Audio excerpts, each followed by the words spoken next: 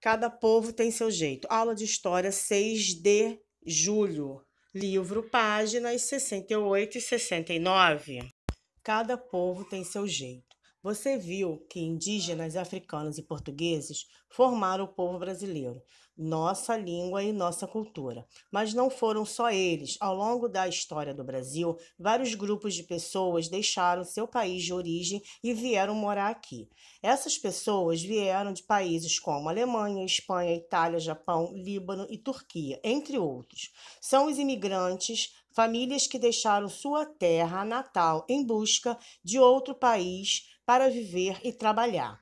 Ainda hoje, o Brasil recebe imigrantes de vários países. Por isso, nossa língua e nosso modo de viver estão sempre se transformando, com a chegada de novas palavras, costumes, comidas, festas e tradições de povos e culturas diferentes.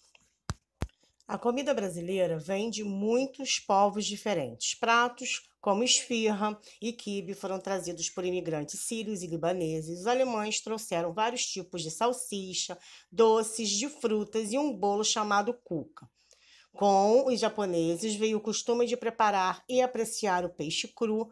Pizzas e massas foram trazidas pelos italianos. Os espanhóis e os portugueses contribuíram com o azeite de oliva, receitas de bacalhau e frutos do mar. Cultura brasileira, herança de outros povos. Um vídeo para complementar nossa aula. A imigração teve início no Brasil a partir de 1530, quando começou a estabelecer-se um sistema relativamente organizado de ocupação e exploração da nova terra. A tendência acentuou-se a partir de 1534, quando o território foi dividido em capitanias hereditárias e formaram núcleos sociais importantes em São Vicente e Pernambuco. Foi um movimento, ao mesmo tempo, colonizador e povoador, pois contribuiu para formar a população que se tornaria brasileira, sobretudo num processo de miscigenação que incorporou portugueses, negros e indígenas. A imigração portuguesa. A criação do governo geral em 1549 atraiu muitos portugueses para a Bahia. A partir de então, a migração tornou-se mais constante. O movimento de portugueses para o Brasil foi relativamente pequeno no século XVI, mas cresceu durante os 100 anos seguintes e atingiu cifras expressivas no século XVIII. Embora o Brasil fosse, no período, um domínio de Portugal, esse processo tinha, na realidade, sentido de imigração. Os colonos, nos primeiros tempos, estabeleceram contato com a população indígena em constante modadismo. Os portugueses, embora possuidores de conhecimentos técnicos mais avançados, tiveram que aceitar numerosos valores indígenas indispensáveis à adaptação ao novo meio. O legado indígena tornou-se um elemento da formação do brasileiro. A nova cultura incorporou o banho de rio, o uso de mandioca na alimentação, cestos de fibras vegetais e um numeroso vocabulário nativo, principalmente tupi, associado às coisas da terra. A topomínima nos vegetais e na fauna, por exemplo.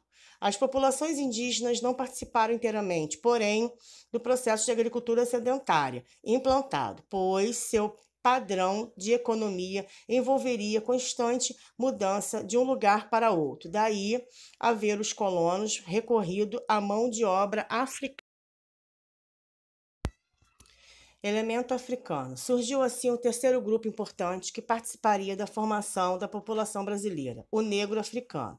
É impossível precisar o número de escravos trazidos durante o período do tráfico negreiro do século XV ao XIX, mas admite-se que foram cerca de 4 milhões de negros trazidos da África para serem escravizados. O negro africano contribuiu para o desenvolvimento populacional e econômico do Brasil e tornou-se, pela mestiçagem, parte inseparável de seu povo. Os africanos espalharam-se por todo o território brasileiro em engenhos de cana-de-açúcar, fazendas de criação, arraiais de mineração, sítios extrativos, plantações de algodão, fazendas de café e áreas urbanas. Sua presença projetou-se em toda a formação humana e cultural do Brasil, com técnicas de trabalho, música e danças, práticas religiosas, alimentação e vestimentas. Imigração. A entrada de estrangeiros no Brasil era proibida pela legislação portuguesa no período colonial, mas isso não impediu que chegassem espanhóis entre 1580 e 1640, quando as duas coroas estavam unidas. Judeus originários, sobretudo da Península Ibérica, ingleses, franceses, alemães, espanhóis, italianos, japoneses, turcos, libaneses e holandeses. Esporadicamente viajavam para o Brasil cientistas, missionários, navegantes e piratas ingleses, italianos e alemães. Contribuição do imigrante. No processo de urbanização, assinala-se contribuição do imigrante, ora com a transformação de antigos núcleos em cidades, como São Leopoldo, Novo Hamburgo, Caxias, Farroupilha, ora com sua presença em atividades urbanas, de comércio ou de serviços, com a venda ambulante nas ruas, como se deu em São Paulo e no Rio de Janeiro. Outras colônias fundadas em vários pontos do Brasil ao longo do século XIX se transformaram em importantes centros urbanos. É o caso de Olambra, em São Paulo, criada pelos holandeses, em Blumenau, Santa Catarina, estabelecida por imigrantes alemães liderados pelo médico Hermann Blumenau, e de Americana, São Paulo, originalmente formada por confederados emigrados do sul dos Estados Unidos em consequência da Guerra de Secessão. Imigrantes alemães se radicaram também em Minas Gerais, nos atuais municípios de Teófilo Otoni, Juiz de Fora, e no Espírito Santo, onde hoje é o município de Santa Teresa. Uma das mais significativas apresenta-se no processo de industrialização dos estados da região sul do país, onde o artesanato rural nas colônias cresceu até formar-se uma pequena ou média indústria. A contribuição dos portugueses merece destaque especial, pois sua presença constante assegurou a continuidade de valores que foram básicos na formação da cultura brasileira. Os franceses influíram nas artes, literatura, educação e nos hábitos sociais, além dos jogos hoje incorporados à lúdica infantil. Especialmente em São Paulo, é grande a influência dos italianos na arquitetura. A eles também se deve uma pronunciada influência na culinária e nos costumes, estes trazidos por uma herança na área religiosa, musical e recreativa. Os alemães contribuíram na indústria com várias atividades e na cultura trouxeram o cultivo do centeio e da alfafa.